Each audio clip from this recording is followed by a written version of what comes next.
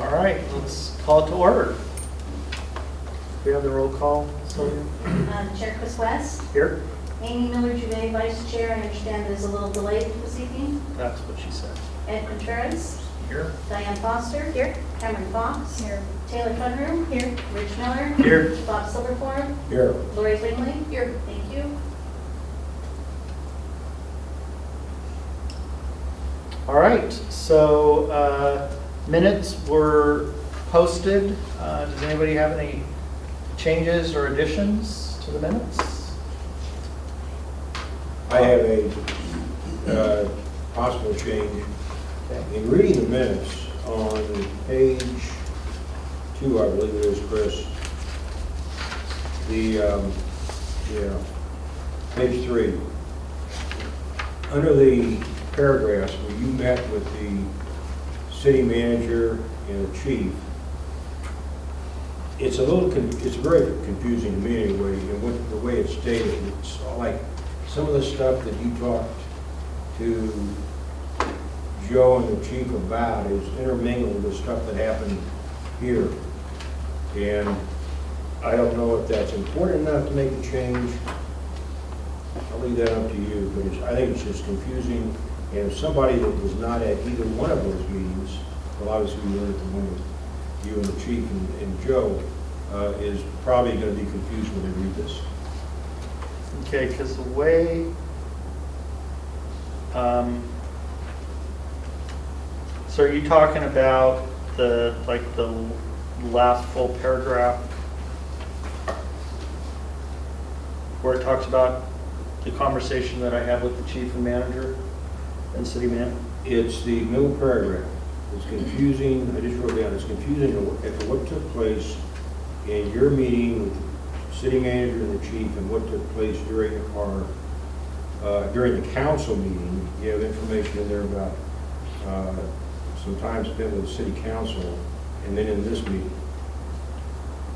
So what I remember, and I guess that's because I was speaking, wasn't an issue to me,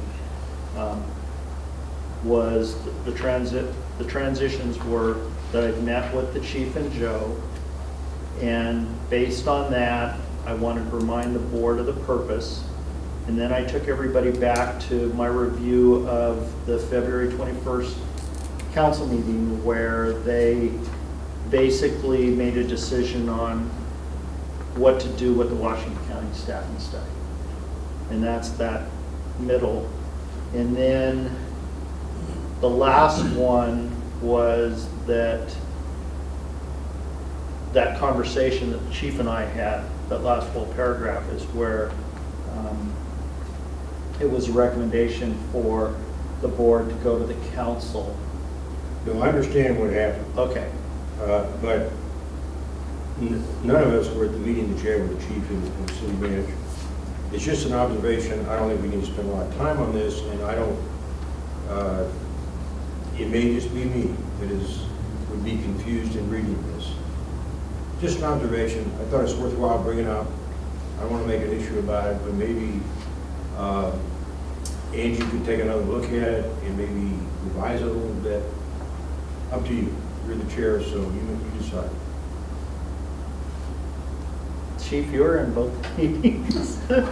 And I guess I'm just too close to it. That's my problem. And I don't. So, I'm sorry. So I don't. Well, you just want to leave it the way it is. Well, I don't have them in front of me. I guess my question for the rest of the board was, did anybody else share Bob's confusion, or did it come across okay to everybody else? If you'd like the minutes, if you wanted to tweak it, I'm not sure how much, realistically, I'm not sure how much better she's going to be able to make it. She just goes off the notes in the video. And I don't know who reads these minutes besides us. I don't know either. So it may be fine the way it is. And, but I just thought I'd bring it up instead of just sitting here and having that thought. I thought I'd bring it up. I appreciate that. Want comments about the minutes? so Sylvia, if you would put in the minutes that Bob raised this concern. Good enough. And That way, if we need to go back, we at least have this discussion post. And given what Bob has raised, do I have a motion to approve? Or do we want to delay? So moved. Okay. Second. All those in favor, say aye. Opposed? Okay. Thank you, Bob.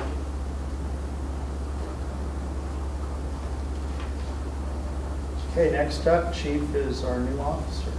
Yeah, so we're gonna do things a little bit with Chair's permission out of order. I didn't realize, but there's no reason to have Officer Bertrand sit around longer than he needs to. So I'm gonna have Officer Kelly Bertrand come up to the hot seat, and Kelly, you take as much time as you want, introduce yourself to the board, and if they have any questions of you, and give you a chance to get to know you a little bit. That'll be that. Yeah, absolutely. So my name is Kelly Bertrand. I've been a police officer for roughly 12 and a half years. I started my career in Fulton, actually with Chief Growth. He was my captain there in Fulton. Worked there for about 3.5 years, and then I transferred to Hillsborough. I was with Hillsborough for 8.5 years. Did a lot of things there. Was a field training officer, detective. Did some undercover work.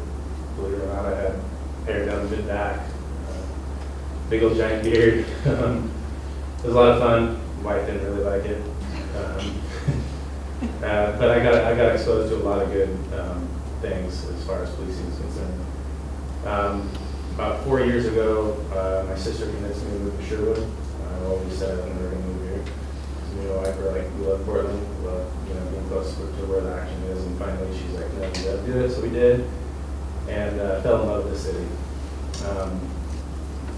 I actually live right across the street from my sister, which some people think is weird, but I have a great relationship with her, my brother-in-law, and her 2 daughters, my nieces. And so when this posting came up for the lateral SRO, it was like not even a question.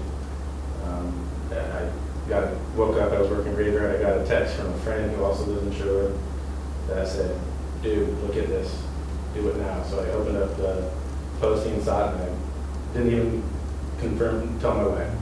I filled out an application, raced down to City Hall and turned it in. I said, if there's ever something that's supposed to happen, this was it. So my wife and I have no plans on leaving the city. I have a boy that's a 7-year-old who lives in Middleton, and then a 3-year-old boy as well. So once I graduate and I get retired, maybe we'll move to band, I don't know, something like that. But I had never done school resource officer, so this was new to me. I had a lot of conversations with Chris Aisler, I'm sure you guys know, prior to coming here, picking his brain on what works, what doesn't work. And I'm very fortunate to have been able to talk to him about that kind of stuff because, once the school year started and I was in there, and at first I was kind of like a deer in headlights, like, all right, so this is what our teenage population is like these days. But I think I've been able to find ways to connect with them, walking through the hallways. I try to be there during lunch times and common periods. I have some ideas that I'm going to start implementing with the younger youth, mainly middle school. One of them it's called Coffee with Kelly. So there's a national program called Coffee with Cops, and that's done maybe once or twice a year. And it's a good program. It gets people involved and able to ask questions with the police. But I want to do this about twice a month, and I want to move around town so I can be accessible to all middle school age kids that don't have transportation per se, that maybe can walk to where I'm meeting them. And I'm going to do it before school and give them an opportunity to come meet me as Kelly, someone that's not just the person wearing a badge, someone that is there for them if they have questions, if they are dealing with other issues, that kind of stuff. So that's really important to me, is to be able to have the kids see me as not just the enforcer. And it's tough. I mean, I'm a larger, big frame. I put my uniform on. Some people are intimidated by how I look, and so I'm trying to break that barrier so I can be there for the students when need be. So yeah, if you guys have questions for me or. Welcome. Mr. Sherwood. Thank you. Glad to be here. I have a weird question. Yeah. What do you want on your little name tag for your sign in the school? I'm the engineer, you print Right. out there, but you have the signs. So And I would be email. able to find you in the morning, I'm like, where is he? well, because someone sent out an email to the end of the year. Yeah, Mr. Farrar. Yeah, I responded, school resource officer is fine. It Okay, doesn't matter. no name on it? No, you can put my name on it, Okay, yeah. cool. Yeah, that's totally fine. So I attended sophomore health classes today in the period because they were having a talk on mental health and suicide prevention and crises.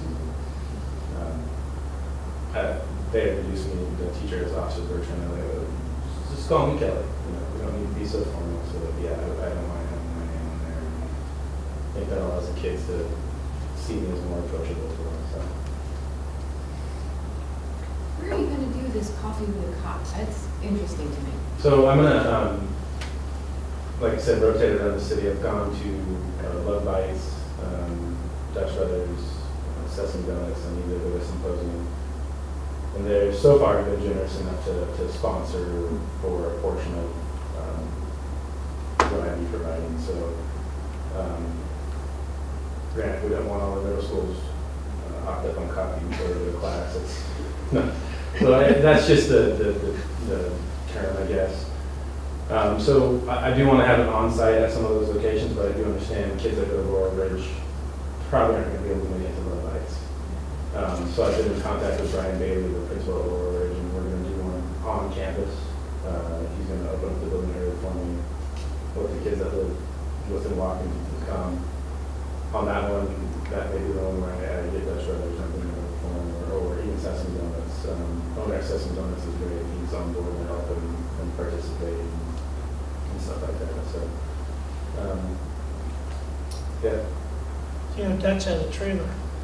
Bad. Maybe could get them to, yeah. Anybody else?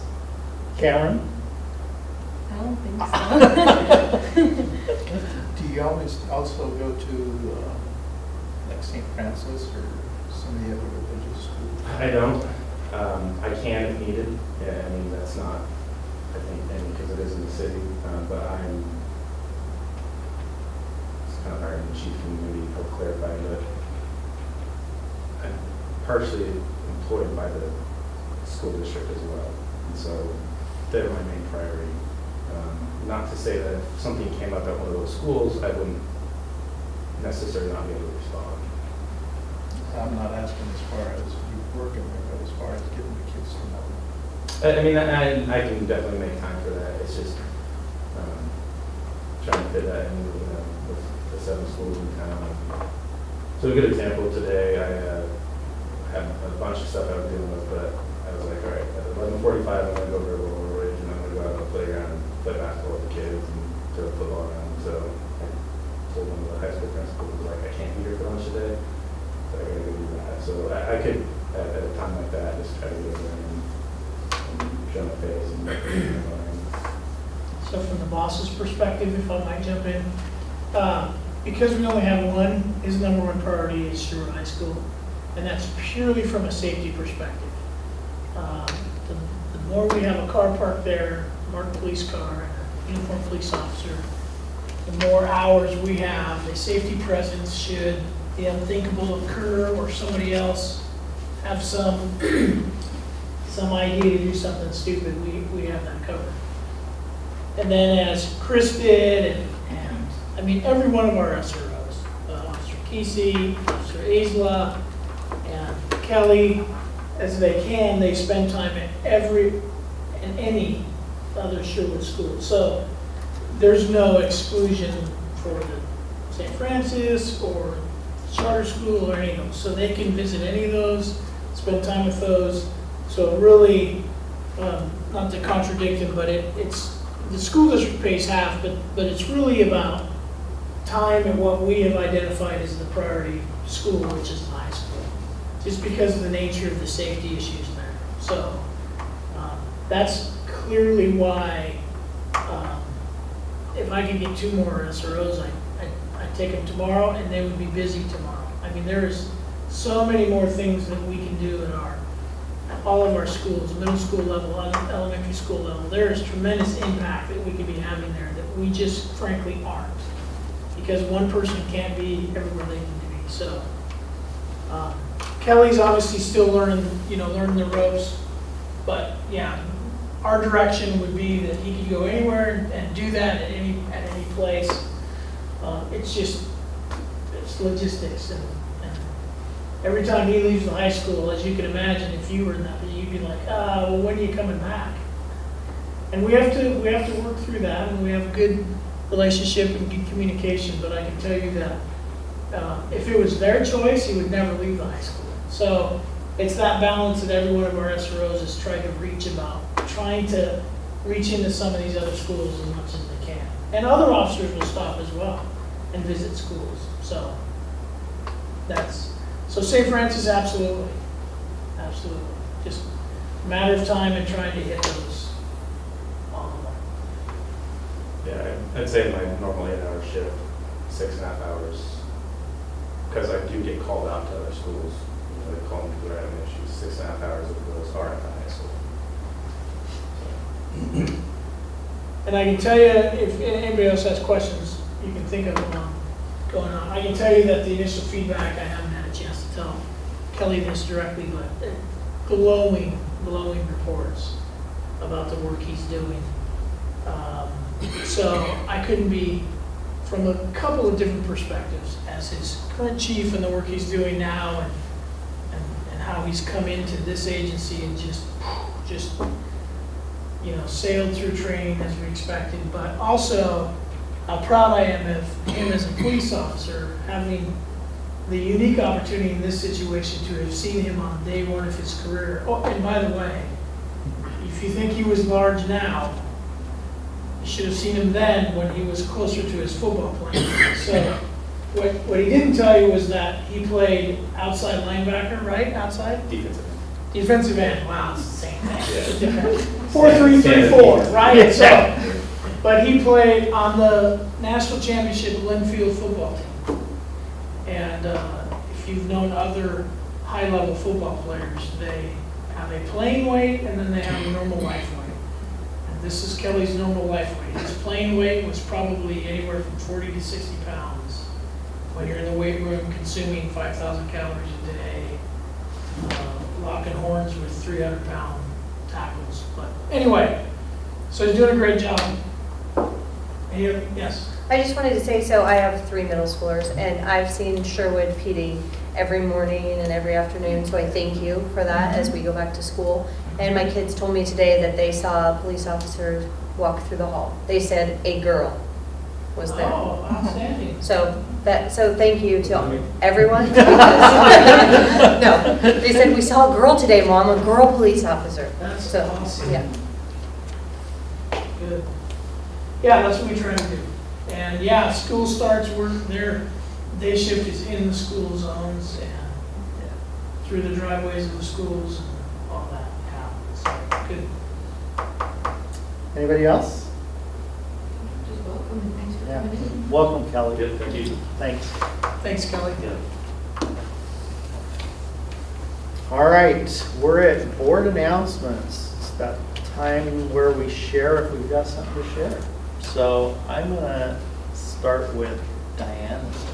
Oh, that actually, on my way here, that was my announcement, was to thank for school season and for being present and visible. Okay. Ready? The SRO was a great influence in high school so far.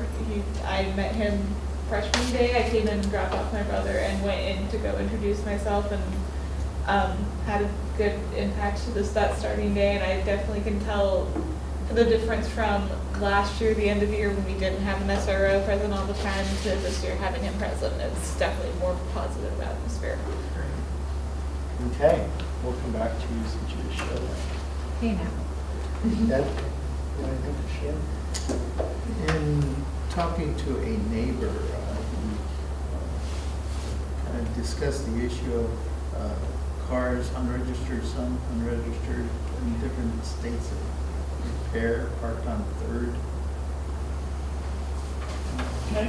and Washington. Not that he was concerned, but it's take up a lot of his parking space. All right, thanks. Kelly?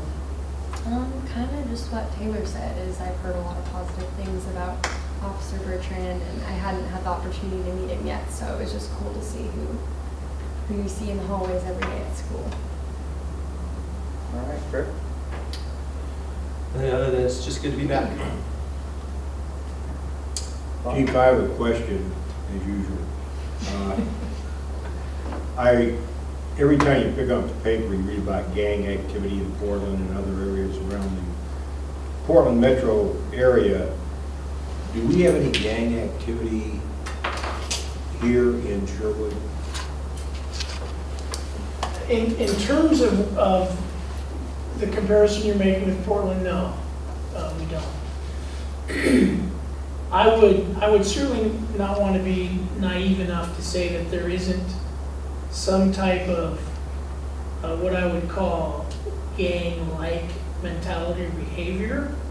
But in terms of classic street gangs, or certainly what Ed would have encountered in California, we don't, thankfully. We do have, oftentimes, one of the symptoms of that, the graffiti. We do have, a small but bothersome issue with graffiti. We just got a rash that we located either today or yesterday or something on the bridge at Stella Olson Park. And I looked at the pictures, and it was quite an extensive amount of graffiti, and it was very similar in some form to what you would see with gang behavior. But to say that we have a gang problem would be incorrect. So, I mean, Thank you. by definition, a group of people with common thinking and behaviors working together to commit criminal activity, maybe. But in terms of what a street gang and what folks are used to seeing, no, we don't have that. So. Good, thanks. Lori? No, I think the thing that I would talk about is something that the chief's going to talk about too, so I'll just wait for him. Back there on the table. It's just there because I need to put it away. Oh, well. So you can talk about it now. Okay, so the Sherwood Police Foundation, we had our inaugural benefit fundraising dinner earlier in the year. And one of our goals was to raise enough money to be able to purchase at least 3 ballistic shields, new ballistic shields for the department. They are purchased. We were able to, the community was generous enough with us, so generous in fact that we were able to actually purchase 5 of them, and that is one of them right there. Don't look at it. Are you going to do that? Go ahead and do it. No, I was just noticing something. He showed it to us earlier, and he flashed the lights, and I was looking right at him. Very, very bright lights that thing can generate, and they can strobe, and we were impressed with it. It was pretty heavy. So how are you going to deploy them? They go in the trunk of the cars. So when the officers respond to a scene that would require a level of protection, they grab them out of their cars and go do what they need to do. All right. It was a fun event. I'm glad to see the fruits of that evening. It was nice to be able to do that. All right. Amy, do you have anything to share? The only thing that I've really heard about was similar to Ed's comment, and I think that as things start popping up on social media, I just tend to hear it in the groups that I also socialize with, and people talk about it. So the few traffic or car things are that people are worried about cars just sitting on streets and not exactly sure what to do about them. And I've heard several people among my friends who have that issue. I'm just wanting some education maybe on what they do about it. And then the other, I think it's more of just a complaint and not really anything for the officers to do, but just parking on both sides of the street, how hard it is to navigate some of the narrower streets in Sherwood, and trying to maybe give them some guidance of who to go to for that. I'm assuming it's the planning commission or something along those lines. Well, it depends on the street. If a lot of the really narrow streets are marked for only single-side parking, and so if that occurs, or if there's a car that they believe is abandoned, we would ask that they call dispatch. Okay. That officer can come out and check it. Okay. That's the way that we need it to be handled, and that way, there's a certain process that we have to follow with cars to determine if they're abandoned, if they meet the statutory requirements, and then we have to prove that they're abandoned, and then if in fact they are, then we can get them towed.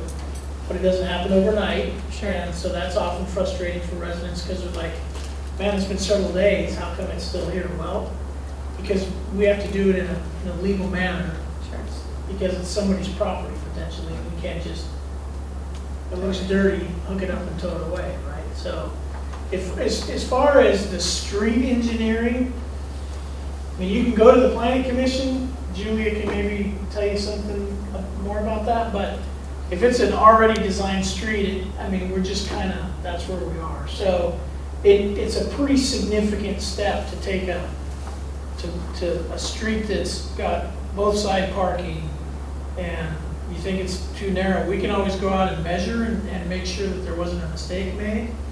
But to then make a decision that we're gonna close parking off on one street is again, a significant decision that requires a pretty good process, and would involve Bob Devani, the city engineer, and the city manager.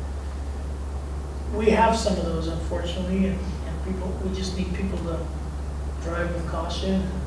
But anytime they have a problem, call dispatch and have an officer come out. Does that include cars that are parked really close to an intersection and just park there so people have a hard time sitting around as they Yeah, navigate? because it could be a Because I violation. hear a lot of that too. Could be a violation. And people are always hesitant, well, I don't want to call it, but well, then how else are we going to know? Right, that's what my Because, friends always I say. mean, I don't want to call. it's good that you pass this information, but hearing about it, at Sure. a meeting doesn't just, so they really need to call. They can call the non-emergency number, and they can just say, hey, this is the situation, and can you have an officer come by and check it? And it's not gonna take them away from something more important. They're gonna get to it when they can get to it. And they may be able to get to it right away, so. But we need folks to call. It's important to remind everybody that the system we're in, people can call here, but the system we're in is really driven by dispatch. It's really driven by dispatch. And that's what captures all the data for us, so it's really important.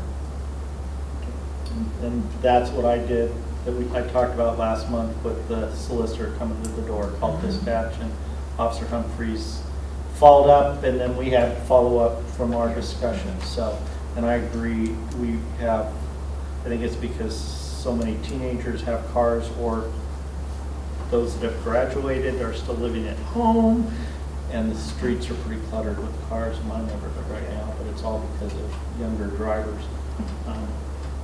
The thing I was going to share was exactly what Diane shared, and I've seen the department out in the school zones, and that's awesome to start the school year, so good job. Thank you. Anything else? All right, well, as we discussed last month, we wanted to get a little information about futuring for the city of Portland. I mean, Sherwood, sorry. It's been a long week already. Julia, welcome. Thank you. And please talk to us about Sherwood, not Portland. I will, yeah, I certainly cannot talk to you about Portland. First, I actually want to introduce Erica Palmer. You guys are the first board to meet our new planning manager. She started on Tuesday, so I thought it best not to just have her come do this presentation, but I wanted her to kind of hear what you guys are hearing, and if you have future questions about growth and planning and what we're doing, you might see her more. So yeah, the chief told me that you guys were interested in kind of hearing about growth and what we expected. So I'm going to start, oops, missing a purpose slide. So I'm going to talk about the big picture, the time frame, kind of what's involved in development and kind of how we plan in the future, and then get into what we're actually expecting. So, big picture, Sherwood is part of the Portland metropolitan area. This is kind of hard to see from where you're at probably, but this is the Metro map. Metro is the regional government that regulates, among other things, growth in this region. They are the ones that set the urban growth boundary, which is the boundary with which urban development can occur. So what that map is showing, if you can look at it, you can see it very well. The yellowish areas are within the urban growth boundary. There's some tan areas on the edges that are what are referred to as urban reserve areas, and that's an area of land basically that was designated probably about 5 years ago now to provide a 50-year supply of urban growth boundary. So before areas can be developed, they have to be in the urban growth boundary, and then they can be developed to urban densities. So that's Sherwood and our place in the Portland metropolitan area. Zooming into Sherwood, you can see the green area. This map isn't updated to reflect the Brookman annexation area, but the green area is inside the existing city limits. Probably about a third of the Brookman area is now within the Sherwood city limits. The pink area is essentially in the urban growth boundary. So that is the area that Metro has designated that we can grow into, but we'd actually have to extend our city limits to include that area. And then there's this gray area here that's referred to as the Tonkin employment area. This is also in the urban growth boundary, not in the city limits yet. It could be annexed, and it's identified for industrial development. And then these blue areas are urban reserve areas. So again, that 50-year supply of area that Metro could expand the urban growth boundary into. The white area here is undesignated, which basically, if the Metro region uses up all of the urban reserves, they could potentially go into these undesignated areas. They can't go into green areas, and let me actually back up. So all of these like light green areas, those are rural reserves, which basically for the same amount of time that Metro designated urban reserves, counties designated rural reserves. So those can't be touched for urban development for 50 years. And then the urban reserves can be, and then anything that's not designated could potentially be as well once the urban reserves are used up. So What was the start date, the 50-year start date? it's been about 5 years. I think it's been about 5 years since we did the urban, is that right? So, yeah, it's been about 5 years. So big picture, when we're talking about growth, and you've got these 50-year supplies of lands, the forecasts are 50 years out. We've got urban reserves, urban growth boundaries, city limits, and then development is a process. So when you're trying to figure out how much development you're going to have and when, this next slide, I'm just going to jump to it. So this slide is actually my daughter on the first day of school several years ago. I originally did this presentation for the school board, so I thought it was more appropriate and didn't change the slide because she's cute. But basically what this is showing is, or trying to illustrate to you, is that further out, if you're in the urban reserves, we have no idea when you're going to come in. We have a kind of an idea of what that land may be. We know a little bit about it, but the picture's really fuzzy. As you get closer, as you start concept planning it, and you know a little bit more, maybe you do a little bit more research, you know a little bit more about the topography, and you've had some public involvement, the picture starts to get a little bit clearer. Once Metro expands the urban growth boundary, you know why they've expanded it, you know it's a little bit more near-term time frame, you start getting a little bit clearer picture. Then you, yes? So how does a city petition Metro for including an area in the urban growth boundary? Yes, you can.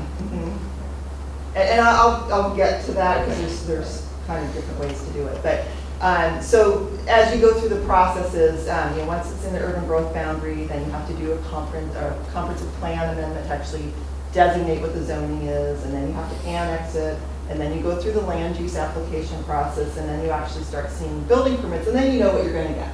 So all through those phases, it's not clear until you actually have development happening on the ground. You have an idea of what it can be, but you don't know for sure until someone comes in, develops, gets approval, and starts building. Any questions about that? Yeah, this is completely foreign to me, so how does Portland get to tell us what we're doing with our land? Portland doesn't get to tell you what we're doing with our land. Metro, the Portland metropolitan area, Metro is the regional government in the Portland metropolitan area, and state law says that Metro, the regional government, is the entity that determines where the urban growth boundary is in the Portland metropolitan area. It's an elected regional government, so Councilor Dirksen was one of Sherwood's councilors. So you have an elected official at Metro that is part of the body that makes decisions for the Portland metropolitan area. They also run the zoo, they run the expo center and the convention center, but they also regulate growth. They also, we have a regional transportation plan that they regulate. Taxes. I believe there are some taxes. I wondered Yeah.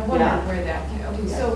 so when you start getting into the more clear pictures here, do they have a say in the building permits and all of that? No. So they have a say, really, they have a say at this point, at the UGB point. They say it's going to come in. Sometimes they'll say what it comes in for. So Brookman, for example, was brought in for residential development. We had a target density that we had to achieve. And then it's our job to do a comprehensive plan that meets those conditions, if there were conditions applied on it. But how we meet it is up to us. And then it becomes our process. And really what I wanted to go over this for is so that you understand what I'm going to get into next, which is kind of where we're at and where we think we're going to grow. So where we're at today, Sherwood has a population of 19,145. There are approximately 6,700 dwelling units. Most of that is single family. We have about 1,200 multifamily units. We have 4,000, and these numbers aren't perfectly current. I think they're from 2014. That's just the most recent data that we have available. But 4,856 jobs. 14% of those are Sherwood residents, which means people live and work in Sherwood. 86% of the jobs that come into Sherwood come in from outside, and then we export way more than we import. We have about 7,600 residents that go outside for work. So there's obviously, as you probably noticed when you're driving in the mornings, there's people going and coming and there's lots going on. But we export more jobs than we bring in. Do you know how that compares to our sister city next door, Which sister city? Tualatin? They import more jobs than they export. So more people come into Tualatin than go, I believe. So similar. So just the opposite of us. The opposite. Oh. More people come into Tualatin than. And then a lot of jurisdictions, from what I'm understanding, is you still might have this. You might have as many people coming as going, but they're not losing jobs. I believe Tualatin has more people coming into work than residents that work. That makes sense. What's that? I'm sorry. I think I'm misunderstanding this. So 86% of the jobs that exist in Sherwood are held by people that come from outside Sherwood in. And Tualatin, 86%, or similar type number of the jobs in Tualatin are held by people that live in Tualatin. No. I don't know, I don't know, but I believe that Tualatin, we have 7,600 people go out to work and only 4,800 come into work. Either stay in Sherwood or come into Sherwood. Tualatin has more people come into Tualatin to work, either stay in Tualatin or come into Tualatin than they have leave. Does that make sense? Yes. Okay. So we're a bedroom community. I guess that what this is saying is that we have a lot of people in some jobs. We have more people going to work outside than coming to work. If I may, not to hijack your presentation, but anecdotally, I believe, having spent several years in Tualatin, that back in the early 90s when I was there, this was the situation in Tualatin. So one could, or I would make the assumption that dynamic changed over time, which is Julia and Erica can tell you the importance of that. But that's what's interesting to me, is because I remember at that point talking about Tualatin was a bedroom community. Everybody lived there, but nobody worked there. So, I don't know, whatever that's worth. No, and that is, ideally, we talk a lot about jobs, housing balance. You want to have jobs for people who live in your community, to work in your community. In the Portland metropolitan area, the reality is people live where they live and work where they work. But from an economic standpoint, we really would like to have more jobs. I mean, we don't want more jobs in housing necessarily, but we would like to grow jobs while we're also continuing to accommodate housing. But having the job is important. I'm sure she can tell you it probably, you go into industrial areas and employment areas a lot less than you do residential areas.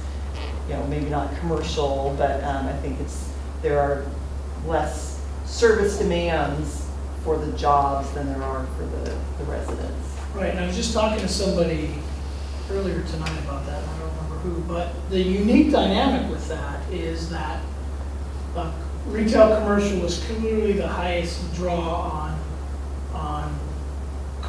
from a calls for service perspective on police services, and residential ends up down on the lower end of that. But when you consider patrol time, residential flies back up on the top, right? Because there's a huge demand for officers spending time in the residential neighborhoods. And so that's the interesting dynamic of that, is residential doesn't make up for the bulk of the calls for service, but they do require an extensive amount of resource to patrol and to be present in the neighborhoods. When you talk to your friends and neighbors that live in Sherwood, one of the most important things to them, if you ask them, is that they want to see police cars driving by. They want to know that we're driving by when they're in bed at night, during the day, on a Saturday when their kids are playing, they want to know that we're coming by. That's very important. So this is where we're at today, but you guys want to know what we're going to do in the future. So within the existing urban growth boundary, so remember that's the boundary that Metro sets. We've got the city limits, we've got Brookman, and we've got the Tonkin employment area. So within the existing city limits, we believe we have capacity for about 849 additional dwelling units. That's based on our housing needs analysis that we did and based on buildable land inventory. That doesn't mean that's all going to build, but that's about what we have capacity for, and about 5,300 jobs, a little over 5,300 jobs within the existing city limits. And that data is even older. That's actually based off of our economic opportunities analysis, but I think it's close given that we had an economic downturn after that, and that's fairly close. Within the Brookman area, Excuse me? yes, As far as the jobs, are they existing and can come in, or are you looking at additional, potential? additional jobs. Again, Tonkin employment area, which is the gray industrial area that I showed you, Brookman, and existing city limits. And can I ask a follow-up as well? So the additional dwelling units that you think can fit within inside the city limits, who owns that property? And so would it take a property owner to sell it then to a developer to have growth within the city limits? Yeah. Yeah, and I'm sorry, I misspoke about the Tonka Mifflin there. Yeah, it's just, it's property owners that, maybe it's a 5-acre piece of property that could be developed. And that's what I'm saying, it really, you don't have to develop your property. You don't have to sell your property. So, that there's a lot of times where you have buildable lands for years because someone doesn't want to move and that's So perfectly it's fine. like the stuff across from Laurel and Edie, Mhm, that after the schools were in for a bit, all of a sudden, mhm. either somebody sold or decided to develop themselves right there. Yes. So that's inside the existing city limits. Within Brookman, we have identified between 661 and 1,088 dwelling units. That's a wide range, but again, if you remember the picture, it's a fuzzy picture. It is in, parts of it are in the city limits. We do have some zoning, but until people actually get in and you really dig down to what density they're proposing, what the natural resources are and how they're going to develop, it's a little bit still fuzzy. So we still have a pretty wide range within the total Brookman area, not just the area that was annexed. So the area that was annexed was smaller than the total Brookman area, but that's about how many dwelling units we anticipate. And based on the Brookman concept plan, there's a room for about 1,029 jobs. I personally think that may be high at this point, but I'm not certain. So what are those, the construction jobs, or are those permanent jobs related to the development? Permanent jobs, the zoning, there's, it's not all zoned residential. We zone some of it commercial and some of it industrial that would allow like office type jobs and retail type jobs. And then in the Tonkin employment area, which is all envisioned to be industrial, and again, like employment, industrial, manufacturing, distribution, that kind of stuff, we anticipate about 3,500 jobs in that area. And that might be a little low, so. Do you go more granular than that and actually look at living wage jobs versus entry-level jobs versus? Not at this level, no. Tom Pesmier, who's our assistant city manager and our economic development manager, probably looks more closely at that, but not for this planning level. So, any more questions about this piece? So this is just a map that kind of shows our buildable lands inventory, and you can kind of see, especially in the Brookman area, all these greenish areas are natural resources, floodplains, and so that's why, even though it's a large area, a lot of it really isn't developable, and until you actually get a land use application and you start digging down, you don't know for certain what's developable. And some of it's, you've got development that's going on over here already, this is built already, so it's already fairly out of date. It needs to be updated. But basically all of these blue areas have been identified as potential buildable, redevelopable areas. And I'll also add that the hard thing is it's just a snapshot and it's just the best information we have.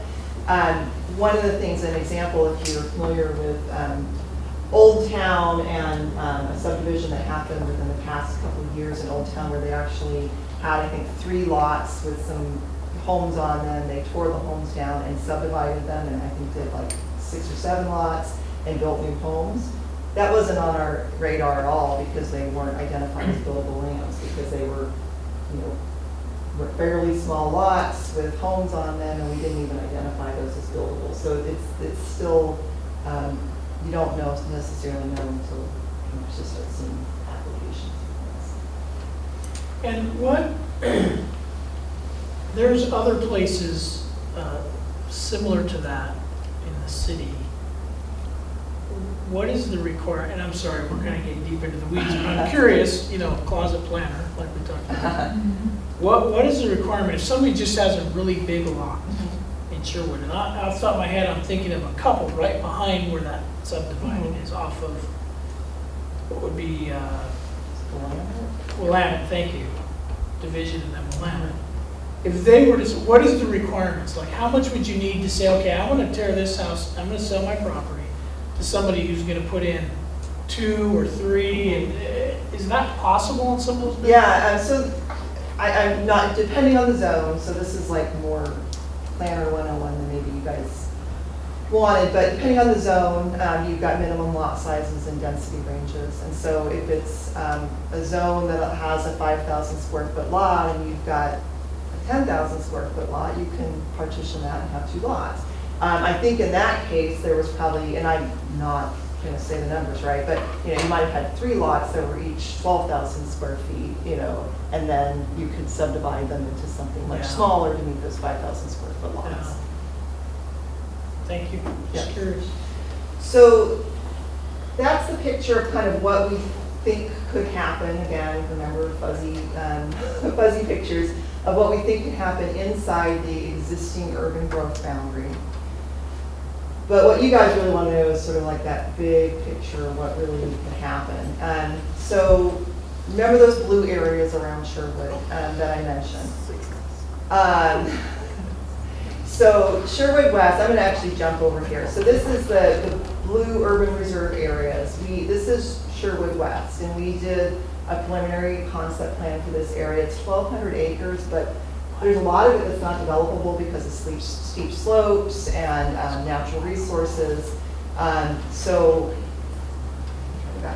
So we figure actually about half of that is actually developable, and at an average density of 5 units per acre to 10 units per acre, we're anticipating between around 3,300 dwelling units to 6,700 dwelling units within that entire area. Again, 50-year growth, so it's not going to happen tomorrow.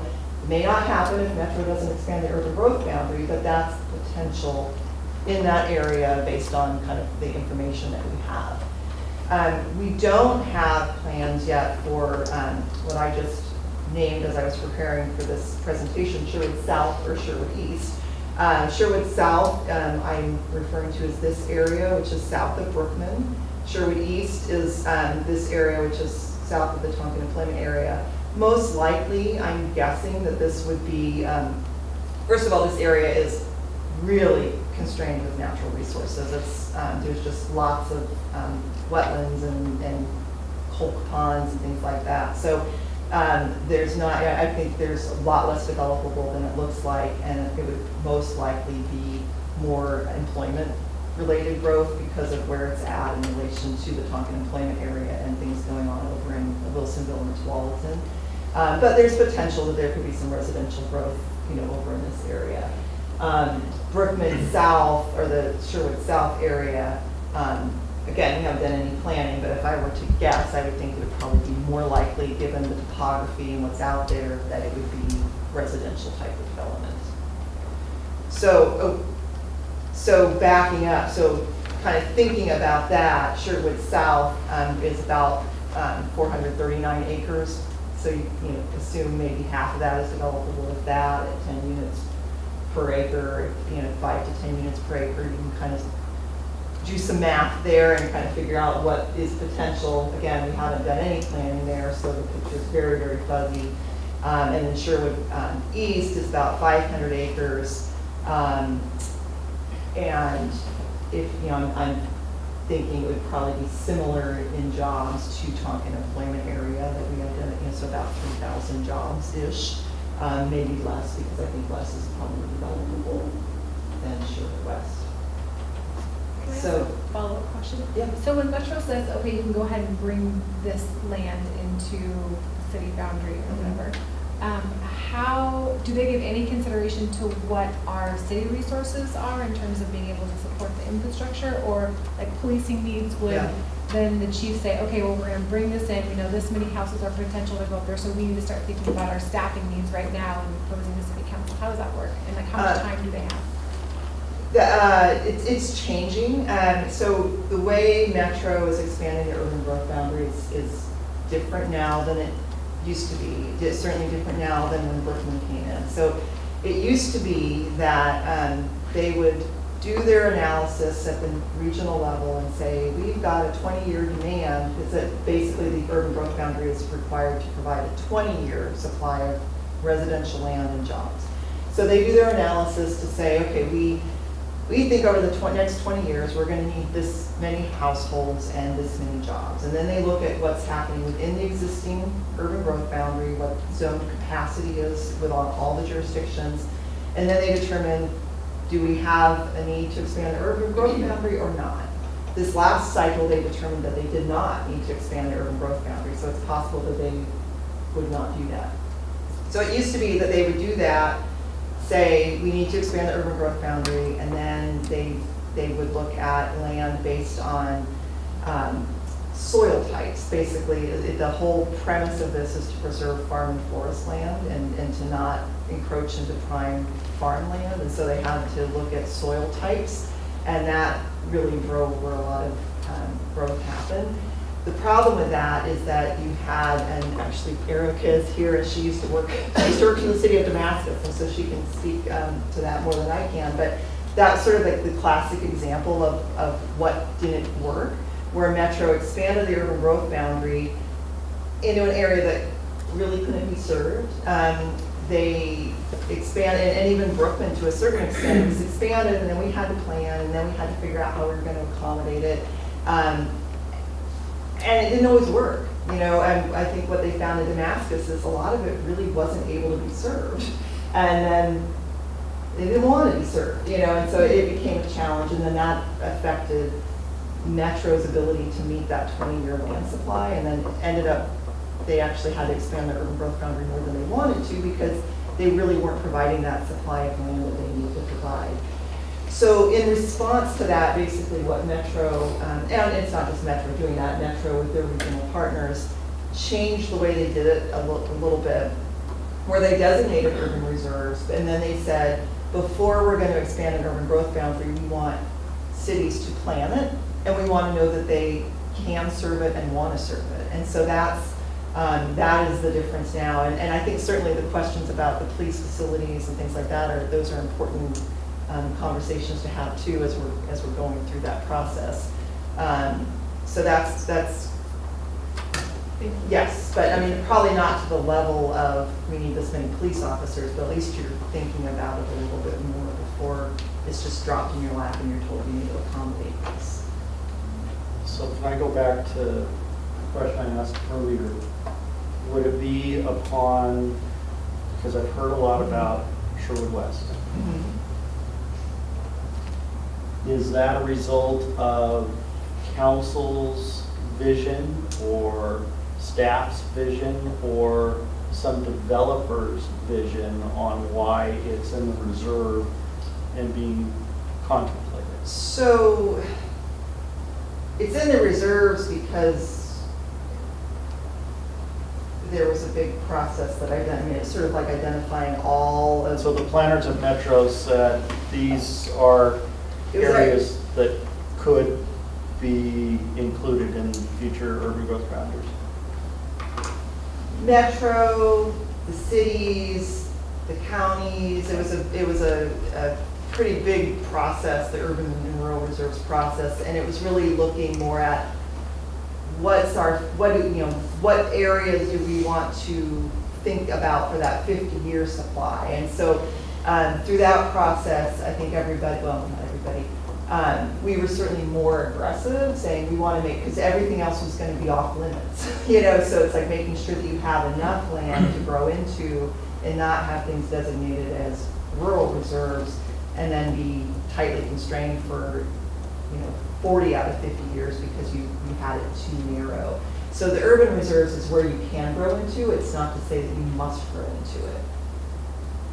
Does that answer your question? No, And then Sherwood West, so out of those reserves, we wanted to identify kind of what our vision was so that we could advocate to Metro rather than saying, Metro saying, okay, this is going to come in and this is what it's going to be. So that was a pretty grassroots, it was bottom-up process where we went out to the community and said, what do you want it to be, not what do we need it to be to meet Metro standards. And so that's really what you see with the preliminary concept plan with Sherwood West, is it's probably not as high density as Metro would love it to be, but it's really continuing to reflect the Sherwood community, walkability, small neighborhoods, schools around these neighborhoods. At the time, the high school wasn't envisioned there, now it is, but, so it's really the outcome of Sherwood West was really trying to replicate what we have in Sherwood now so that it continues to be Sherwood. So where are you on the timeline as far as the potential within the city limits? You have like 849 dwellings. That could happen tomorrow, or? Oh, no. What's the timeline on that? I mean, I can't have tomorrow because it just doesn't have the staff capacity for it to happen tomorrow. Figure speech, how quickly? The 849 dwelling units, it's hard to say, and it depends on growth, it depends on how much people are willing to develop and redevelop their land. Our housing needs analysis identified, based on the growth pattern that we've had historically, we have about 5 years left of land. But it's not, it doesn't necessarily always grow at the same rate all the time. And the Brookman? That, I think with Brookman included, it was about 8 to 10 years worth of residential land. So within 8 to 10 years, we have a potential of growth of roughly 5,500 citizens? Where do you get citizens? Well, just doing some arithmetic there, you have 2.8 persons per dwelling. You've got, 5,500 dwellings, roughly speaking, potential. 800 in the Brooklyn. So that would be In, 849. 849 plus, I think you're within Brooklyn, you're probably more on the low end, so that would be roughly 1,300. Am I doing my math? Yeah, I came up with 849 inside, and I went low, 700 for Brookman, which gives you 3,100 at 2 per residence. So, I know it's not, We live in Sherwood. but I'm just saying, at a minimum, there's gonna be 2, and so that's 3,100 on the bottom.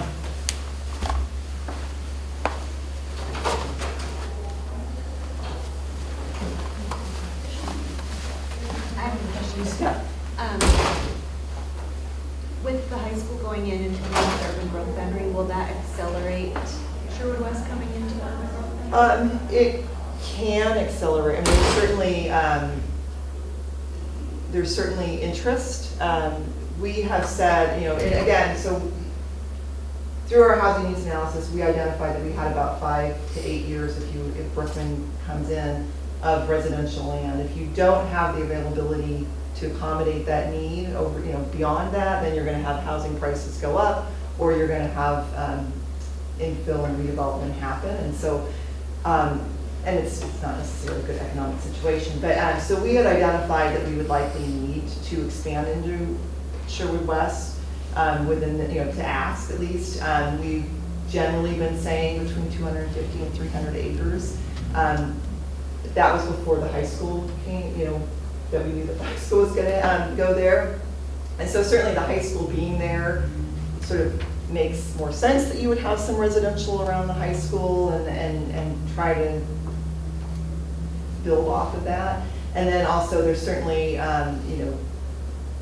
there is development interest out there. We're hearing from a lot of people, and the housing issues within the whole Portland metropolitan area is an issue. And so we've seen people wanting to build more housing. Did that answer your question? Yes, I think that the answer is yes, it could. It certainly, we have the ability to ask. So Metro, at this point in time, doesn't want to bring areas into the urban growth boundary unless cities are saying, yes, we want to, and we're willing to take it. That's not to say that if they determine that they have a need and nobody steps up, but they won't say, well, we're changing our mind, you're gonna have to take it anyways. But, so right now, they're saying that they want cities to put a formal request in. And certainly, with the high school being there and the momentum with that, it certainly, I think, helps us make an argument that it makes sense there versus in Hillsborough or Beaverton or King City. So back to the high school. Does the high school need to be within the urban growth boundary and the city limits? It does, actually. They have applied for it, so that map isn't reflecting that either. They were able to apply for a school. Metro has a special process for expansions of the urban growth boundary, and they just last month got an expansion of the urban growth boundary for their school. They will actually next month be coming into the city to do comprehensive plan designations to identify what the zoning would be on the property. And then they need to annex into the city and then come in for land use review. And their goal is to be moving dirt by June of next year, so it's pretty. About 5 years or so ago, a lot of discussion that ensued within SurePath, when it still existed, was how are we going to get companies to come into the Concord employment area? Almost every meeting that we had, all involved around that. And it's kind of died, I guess. What's the status right now? Well, we still don't have, obviously, development in the Concord employment area, but the economy getting better is certainly helping. 124th Avenue being built is certainly helping. And actually, I was just talking with Tom Pessner today, and there's definitely interest, and there is likely going to be stuff happening. I mean, I can't say for certain, because nothing's been submitted, but I would expect that within the next year, certainly 2, you're going to see that area doing a lot of things.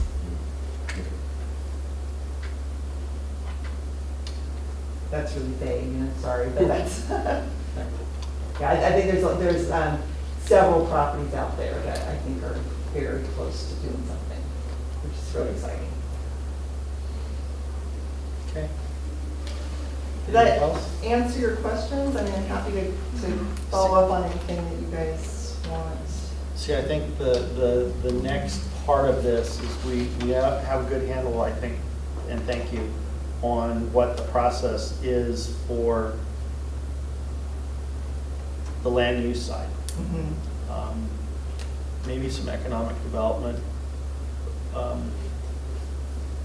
information from Tom or somebody, maybe the next, because our ultimate challenge that we want to take on is to do the futuring for the service side, and specifically for the PD is a futuring exercise to help the chief plan. Yeah. The high school helps a lot with SROs, the new high school, I think, but there's other needs. If you have more bodies and more businesses, we're going to need more officers and detectives and stuff. Yeah. So getting a handle on this, at least, I think for me, it just updated me on land use process.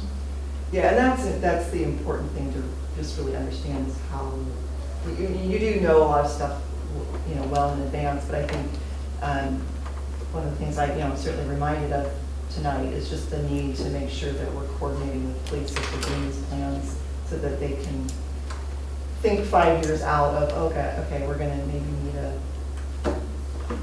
a spot for our police officers to just stop out here or something like that. I know I used to work at the city of Tiger years ago, and we did an annexation plan, and we're looking at, okay, if we annex Bull Mountain, what does that mean? And, they identified, well, maybe we need a satellite station, so it really is something that we need to be thinking about if we're growing. I don't think we're gonna grow that large, but, that's just something that we need to be thinking about, is kind of what resources you guys need, as well as, even Paul Valley Fire and Rescue and things like that, making sure that they're included in those plan metrics.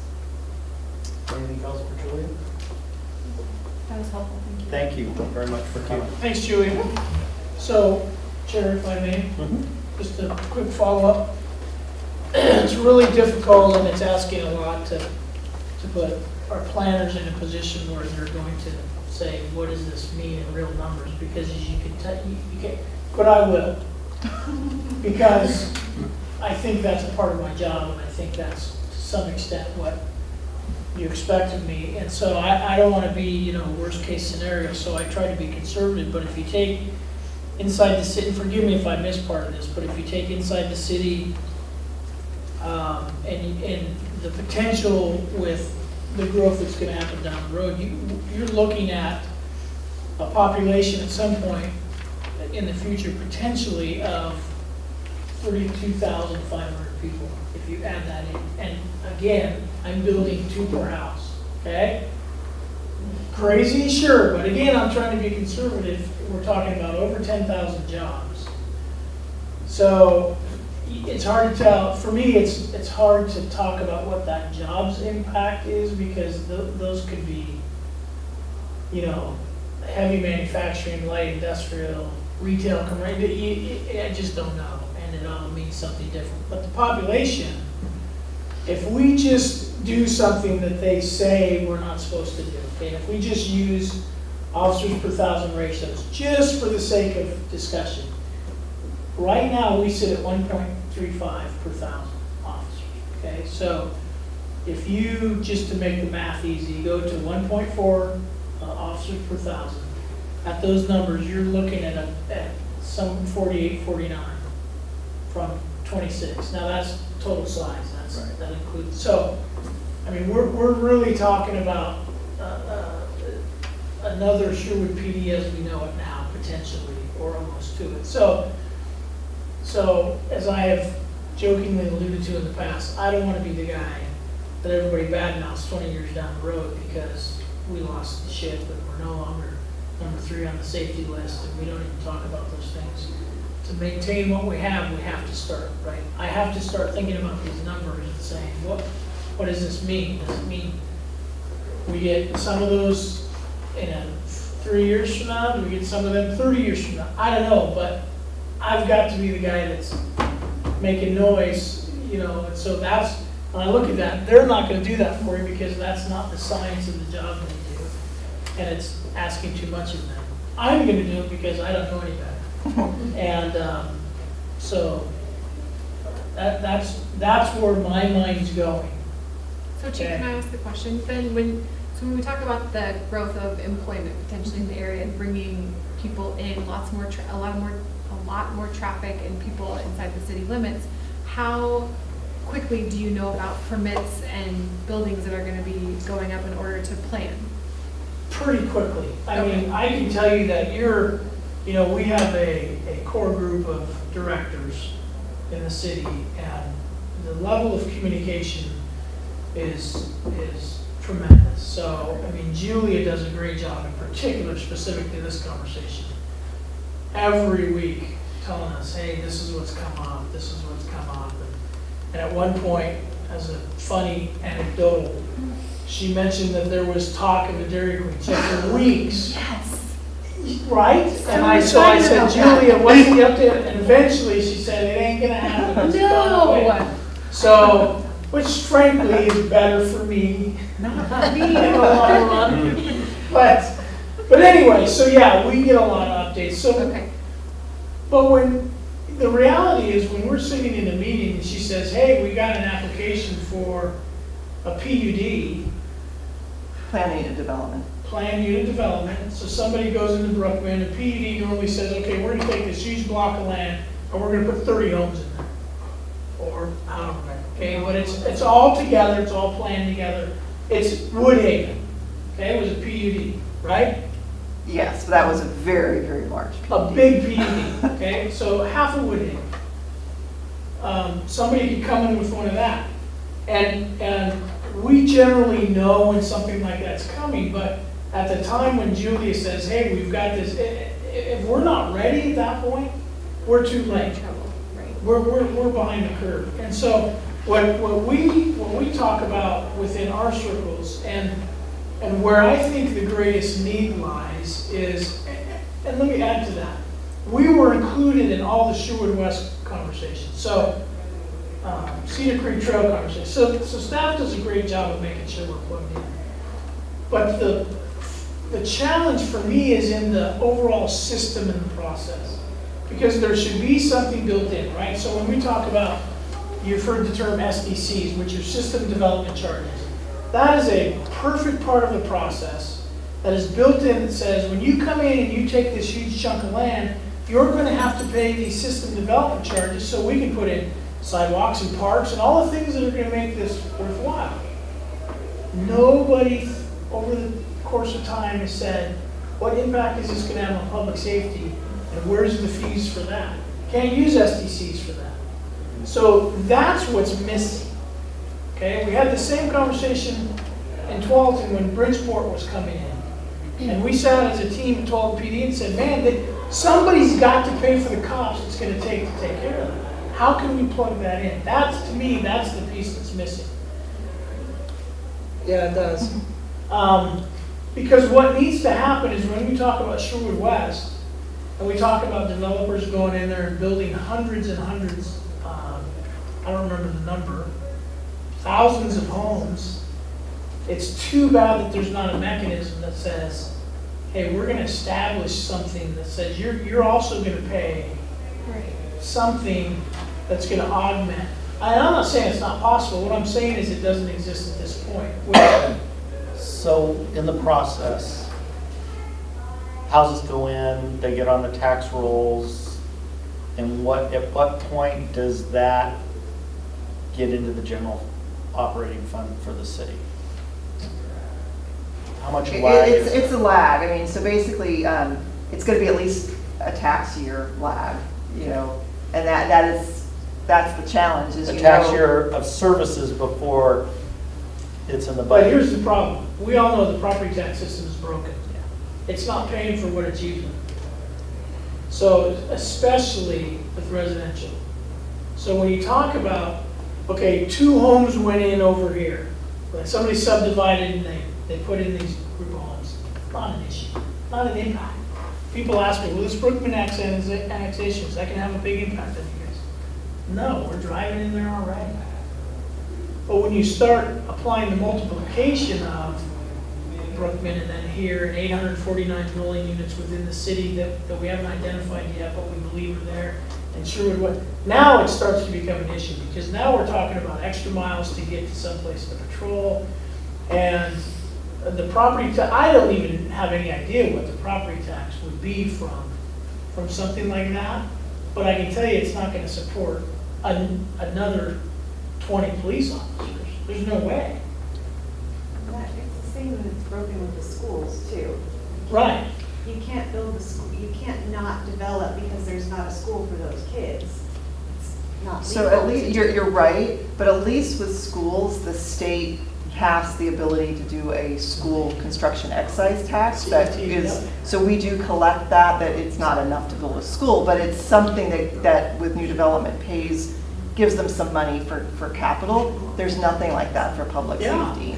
Yeah, that's a missing link, not just for us, any community that's facing growth. I mean, look at what's rising up from the ground in what would be Northwest Tigard. Huge development, and Beaverton as well. And it's just unfortunate that the system is allowing that to happen for free from the perspective of public safety, specifically with law enforcement, because it's just not gonna take care of it. So, Does it take fire?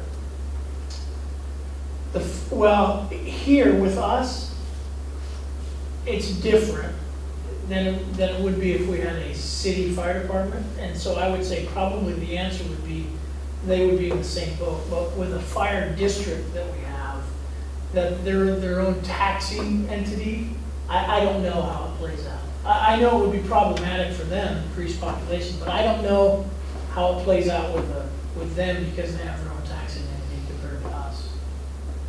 So unfortunately, I can't answer that question. But I'm sure they're impacted. All right. Anything else on this? Thanks again, Julie, for coming. So, thank you. All right, Counselor News. What do we know? Sorry, I was late, I had back to school, my 4th grader had to meet his very wild ADD, ADHD teacher, but she's very proud of herself. And I'm super excited because that's perfect for my son. I saw a couple of parents who were like, oh no, but I'm super excited about it. The most exciting thing happening is that it sounds like the recalls are going through, they got their signatures, so this might be my last meeting. And we're in negotiations with Health Fitness, and personally I don't expect them to go through, so we'll start the next phases in the next couple of weeks, I think. Been wrong before, don't quote me. And we're working on food waste. So we have a food waste presentation and food scraps, food waste, and there's a big push in Portland metro area to eliminate food scraps from our garbage. And What does that mean, compost? kind of, yeah. Commercial primarily, so not necessarily residential, although ultimately I think the hope is that will follow in probably 20 years, long range. But it's more like the Sherry's restaurants and things with their food scraps and food waste. And I don't have all of it memorized to detail, but what it sounds like is there is a lot of things you can do with food waste, like turning it into fuel and reusing it and cutting costs in a lot of different areas and things that are much better for our environment. And so there's kind of a focus on that right now within the Portland metro area. And Pride came to our meeting and was kind of on board and talked about how they need to get more businesses on board so it becomes cost effective for them as well. And there are already, I think they said 7 restaurants in the Sherwood area that are voluntarily participating in that, and they have goals over the next basically 3 to 5 years to increase that throughout all of the Portland metro area, but obviously here in Sherwood too. So that's kind of a new and exciting stinky topic. And really that's it. We only have one meeting since I was here last, so. I went through the city of Portland's trials and tribulations with the food waste stuff and trying to find a place to transload it before shipping it and where to take it and how you deal with it. It was a smelly mess. Well, and it's really interesting because it's something that seems, like, I always thought food waste would be good in the trash because it would compost the trash better, but apparently that's not the case. And if you can use it to make fuel and things like that, and you become less reliant on other things to make our oil and gas and things like that, obviously that's good for everybody. So, much more interesting than I anticipated when I saw it on the agenda. I got behind food waste through that meeting, and they've been working on it for about 15 years, so it's not something that's new, but they're finally getting to the execute stage where they're hoping to actually have it a mandate for all like restaurants that are bigger than a certain size that they will have a food waste thing. And it's not so much you go to Starbucks and they have their breakfast sandwiches and things that they throw out every night. It's not that. It's like Sherry's when you go eat and you leave food on your plate and that waste. So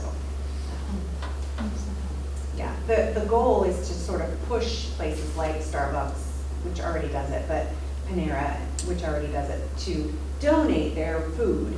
We don't want that food going into the food waste. We want them giving that out to the community and where it's needed. It's the scraps that would go in the trash or that you might take home for your pup or something. I'm sorry, I should follow it closer, but didn't the recall go to a vote? It won't. It's been turned into the city, I'm told, and they will send it to the county for, what do you call it? Certification. Signature verification, and then if all the signatures are verified, then it will go to a vote unless we resign. Yeah, it doesn't go to a vote. It will, yeah. Okay. Yes. Yeah. We have the option of resigning and then you wouldn't vote on it. So that's, I don't know much about it. And then maybe Sylvia will know this, if they don't verify the signatures, do they have additional time to keep collecting? Yes, so basically, as Councilor Harris said, once the petition signatures are submitted in their entirety, which is the number that's required for the petition, and in this case, it was 1,029 signatures were required per petition, and there's 3 of them. So those were submitted today about 4:30, so I haven't finalized that process yet. So we received them at the city. Once we finalize that process, they'll get taken over to the county elections. And then the county elections has 10 days that they have to, by state statute, to verify signatures. So once the county verifies signatures, they notify the state, the city in writing that X amount of signatures were received, X amount of signatures were valid, and potentially if the signatures that weren't valid, we're using that number to where the chief petitioner still has to go out and submit additional signatures.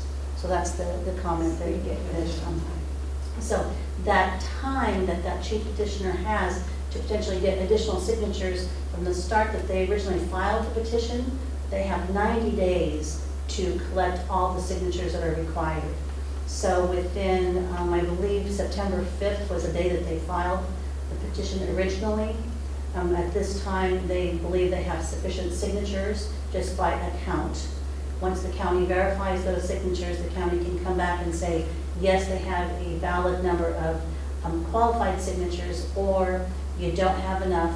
That chief petitioner still has that 90-day window to go out and collect the remaining signatures that are needed. And when's the election after that, or the recall? The first state statute, the election, the way the statute reads is the election has to occur within 35 days.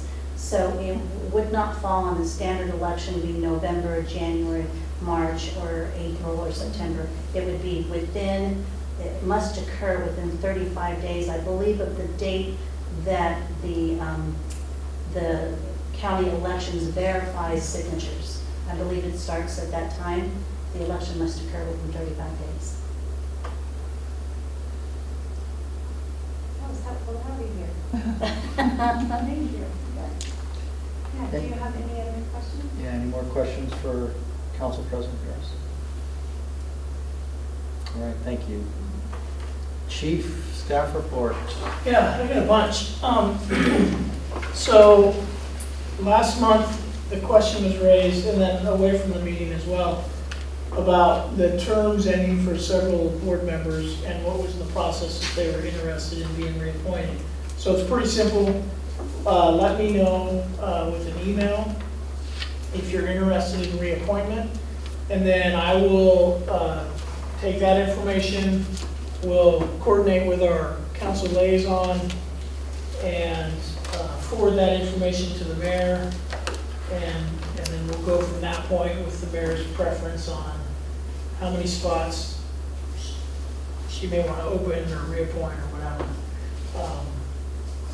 As I have said publicly, I mean, I'll say it again, it's with the new board, and since everybody, the timetable, some positions have been replaced, so we have, for about not quite half of the board, we have a natural staggering of those appointments, but for several of you, it's all on the same time, and we love new members on the board, but it would be really tough to have 55, 60%, whatever that, that would have to be replaced at once. So I will hope that we can get some, if there's some of you, I hope some of you are interested in being reappointed and that we can do that, so that we have a little bit less of a education and learning curve because we have a good sized board with 9 folks, so.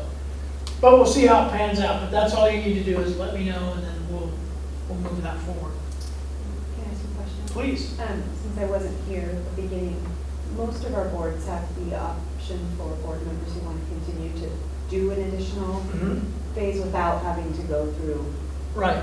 anything. Do you guys Right. have that too? Yeah. So that's what, you just let me know in an email. Oh, And then okay.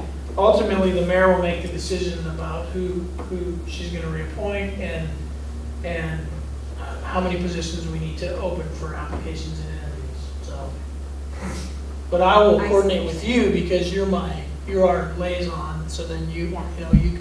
we'll come to an agreement and you'll help me make our case, state our case, so. Got it. You have with you, in front of you, a copy of the 2016 annual report. We're not gonna do a fancy printing. I may have some printed better than that. If you're interested in that, let me know. Otherwise, it's mainly gonna be electronically available probably next week. So I think that's the final version.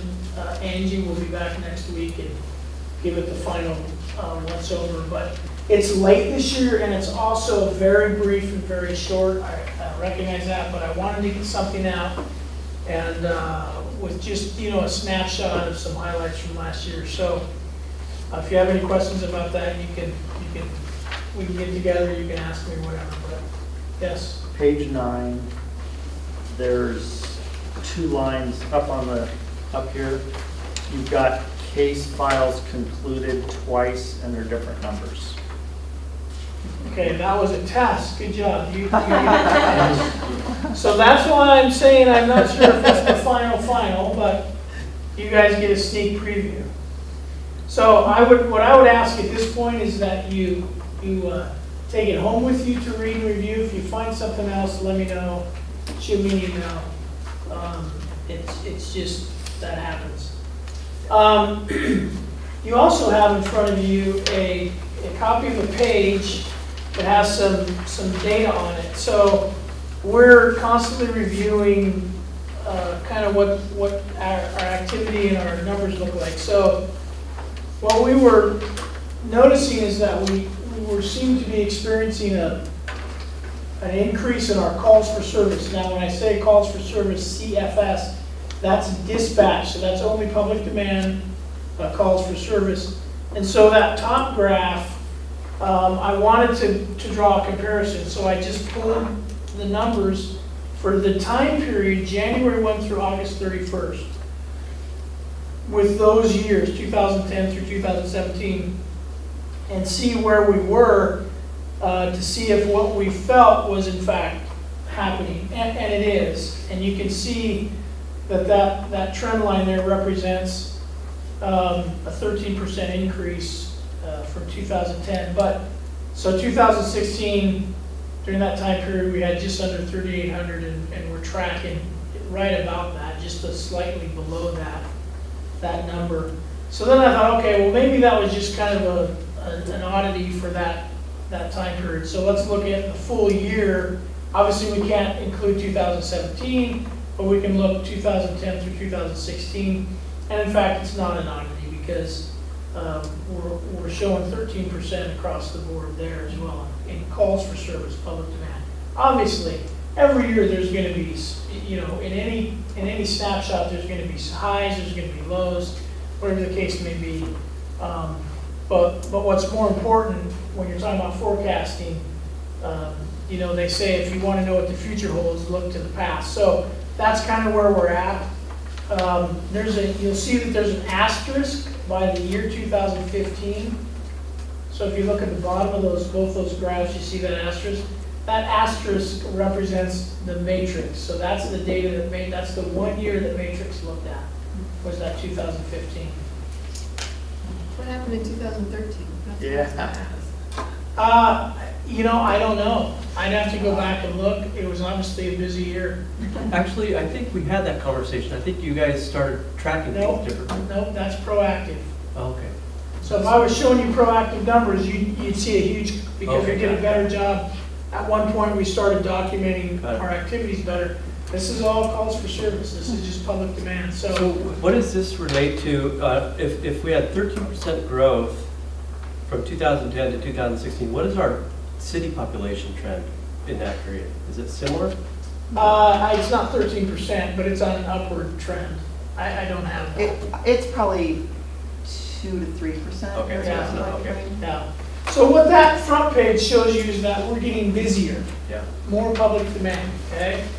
That's the key there. So if then you turn the page, so then the question is, okay, well, how is our staffing compared to the demands?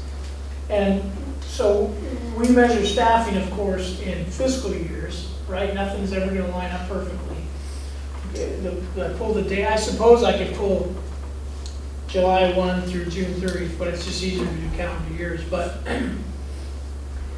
so you show the staffing from 2010-11 through where we're at now in this 17-18 budget. You can see that our staffing is that trend line is showing a 6% increase, but there's a note, and this is important, that this is showing actual staffing, because the numbers that finance can pull is based on the resources that have been spent. Okay, so those are actual numbers. So what that means is that from about 2011, I think, we had 17 police officers allocated, budgeted for, okay? After photo red light came in, the city added one to deal with the volume of the photo red light citations. And so from that point on, we've been allocated 17. This graph doesn't show allocated, it shows actual. So when you look at numbers that are under 17, and like 12, 13 was at 15.5, that's because of vacancies. So if we were able to do this graph, and finance can't provide you those numbers because they don't track it that way. What you'd see is a 0% increase in that time frame. So again, just to give you real data, real numbers, staffing has remained constant. Calls for service are going up double digits on average. Not every year, but on average over the course of the last 5-6 years. So just wanted to share that with you. And follow up, shoot me an email, call me in the interest of time. I'd be glad to follow up on that. A couple of activity announcements. Diane, you have a stack of flyers there.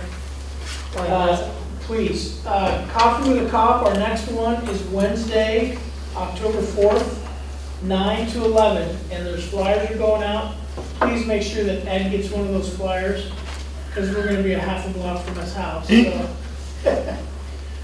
So 9 to 11 Symposium is our next Coffee with a Cop. That, coincidentally, is National Coffee with a Cop Day. So there will be Coffee with the Cops all over the metro area. So wherever you are, if you can't get back to Sherwood, find a coffee shop, chat with the officers where you're at. But so that'll be our next one. We're registered on the national website under their events. So Sherwood is there. So excited to have that next one.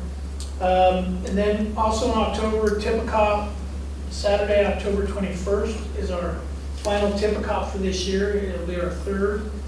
And it's at Red Robin, and it's lunchtime and dinner hours on the 21st. On something that has been happening for a couple of years, it's really neat, is Timberline Baptist Church has a first responder appreciation service. And that will be on October 8th. It's a Sunday at their 11 o'clock service will be a first responder appreciation service. So they literally, Pastor Stewart takes a portion of their service time just to honor all first responders. I will be there. Several of our officers will be there. So that's always a very nice time. And then finally, on Friday, November 3rd, the Oregon Peace Officers Association, which is a nonprofit fraternal organization that does a lot of training throughout the state. They also have an annual conference, training conference, and they also have a very robust awards program that they've been doing for many years. Their annual awards banquet is that night, Friday, November 3rd. The public is welcome. You can go online, opoa.org maybe, I don't know, but you'll find them. And if you wanted to go, you can buy tickets.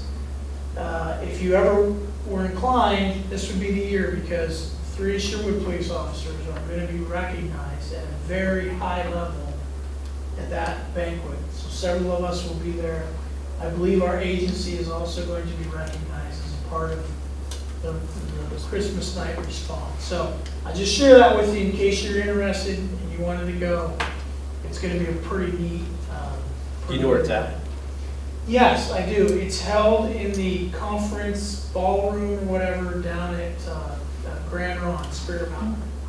It's where they hold their annual conference, and so they have their big room there, and it's a banquet award. So It's Friday night. that's a Friday evening, November 3rd. The social stuff starts at 6 o'clock. I think they, closer to 7, they kind of get everybody seated and dinner and start their program, so. That's all I have. Thank you. Thank you. Citizen comment? Okay, all right. Does anybody on the board have anything that they just thought of that they'd like to share?